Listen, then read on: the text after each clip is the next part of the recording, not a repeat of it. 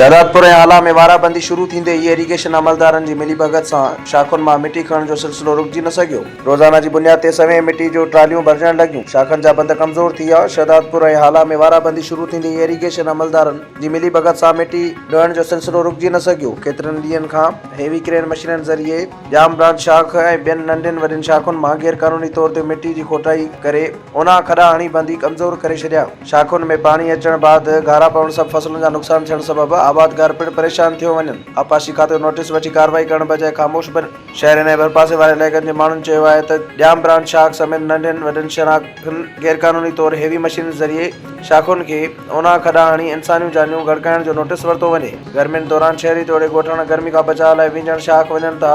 उना खॾा हुजण सबबि मौत जे मुंहं में हलिया वञनि। हिन आबपाशी खाते जे वज़ीर समेत वस वारनि इदारनि जो ध्यानु छिकाईंदे घुर कई त इरीगेशन अमलदारनि जी मिलीभगत सां गैरकानूनी मिटी जो विकिरो बंदि करे मुलवस काबूरनि ख़िलाफ़ कार्रवाई करे इंसानी क़ीमती जानियूं बचायूं वञनि।